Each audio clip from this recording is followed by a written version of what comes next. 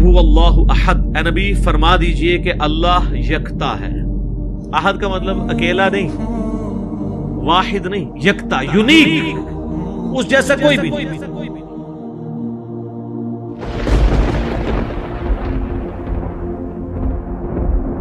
اللہ الصمد، وہ بے نیاز ہے۔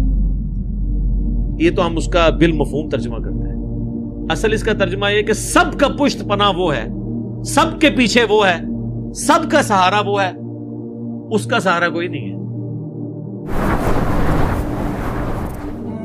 سمد عربی میں اس چٹان کو کہا کرتے تھے جو جنگ میں دشمن سے بچنے کے لیے پیچھے پہاڑ لیا جاتا تھا تاکہ پیچھے سے حملہ نہ ہو، اس پہاڑ کے لیے بھی سمد کا لفظ استعمال ہوتا تھا۔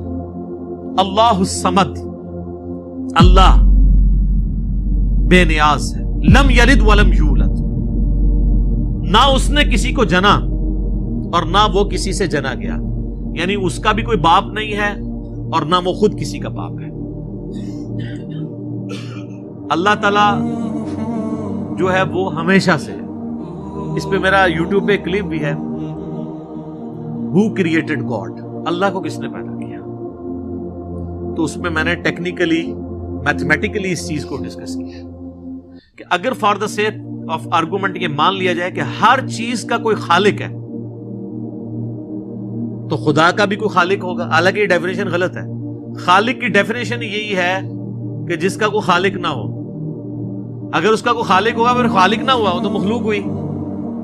اللہ مخلوق نہیں ہے، اللہ خالق ہے۔ تو میں نے اس میں ٹیکنیکلی بتایا تھا کہ اگر for the sake of argument یہ بات مان لی جائے کہ اگر کسی ہر چیز کا کوئی کریٹر ہے تو اللہ کا کوئی کریٹر ہوگا، تو پھر جو اللہ کا کریٹر ہے اس کا بھی کوئی کریٹر ہوگا، اور پھر جو وہ کریٹر ہے اس کا بھی کوئی کریٹر ہوگا، تو کیا یہ ایکویشن کہیں پہ رک سکتی ہے؟ تو یہ تو ساری فالس سٹیٹمنٹ ہو جائے گی۔ جبکہ دوسری طرف ریالٹی ہے کہ ہم موجود ہیں، مخلوق ہے، یہ ایک حقیقت ہے۔ اس حقیقت کو ریورس کرنے کے لیے اگر یہ مانا جائے کہ ہمارا کوئی کریٹر، اس کا بھی کوئی کریٹر، اس کا بھی کوئی کریٹر، تو دوسری طرف تو آپ حقیقت تک پہنچ ہی نہیں سکتے، انفینٹ ہے۔ تا وقت کہ آپ کسی ایک کو ایسا نہ مان لیں کہ جس کا کوئی کریٹر نہ ہو، جہاں سے سب سٹارٹ ہوئے ہوں، تو سر وہی تو ہے لم یلد ولم یولد۔ میتھمیٹیکلی یہ سٹیٹمنٹ اسی وقت درست ہوگی جب کسی ایک کو ایسا ماننا پڑے کہ اس کا، ورنہ تو یہ شروع رکے گی نہیں۔ اسی لیے بخاری میں حدیث ہے کہ شیطان تو میں آ کے کہتا ہے کہ پہاڑوں کو کس نے پیدا کیا، تم کہتے ہو اللہ نے۔ وہ کہتا ہے درختوں کو کس نے پیدا کیا، تم کہتے ہو اللہ نے۔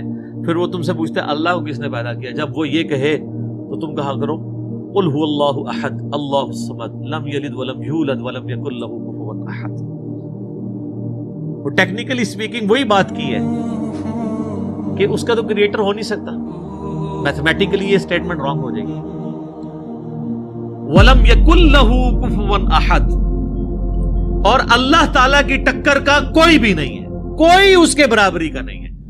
یہ وہ ٹیسٹ ہے چوتھا جس پہ کوئی دنیا کا بندہ، کوئی کائنات کے بڑا سا بڑا انسان بھی پورا نہیں اتر سکتا کہ اس کی ٹکر کا کوئی ہو، اس کی برابری کا کوئی ہو۔ کوئی کتنا بھی بڑا ہو مخلوق ہوگا، مخلوق ہے تو اس کے ساتھ نیند جڑی بھی ہوگی، مخلوق ہے تو اس کے ساتھ کھانے پینے کا محتاج ہوگا، مخلوق ہے تو وہ پیشاب کا محتاج ہوگا، اور سب سے بڑی محتاجی کہ اسے موت آ جائے گی، اور اللہ کو موت نہیں آتی۔ وہ الحی القیوم،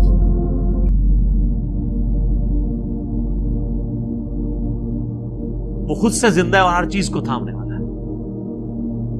تو یہ سورہ اخلاص یونیک سورت ہے اس اعتبار سے، اسی لیے اسے کہا جاتا ہے ٹچ سٹون آف تھیالوجی، توحید کی کسوٹی ہے کہ اللہ یکتا ہے، وہ بے نیاز ہے، سب اس پہ ڈیپینڈنٹ ہے، وہ کسی پہ ڈیپینڈنٹ نہیں، اور نہ وہ کسی سے جنا گیا، نہ اس نے کسی کو جنا، اور اس کے ٹکر کا، اس کی ہمسری کا کوئی نہیں۔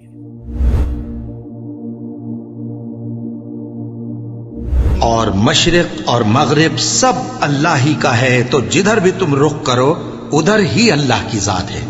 بے شک اللہ صاحب وسعت ہے، باخبر ہے۔ اور یہ لوگ اس بات کے قائل ہیں کہ اللہ اولاد رکھتا ہے، نہیں، وہ پاک ہے، بلکہ جو کچھ آسمانوں اور زمین میں ہے سب اسی کا ہے، اور سب اس کے فرما بردار ہیں۔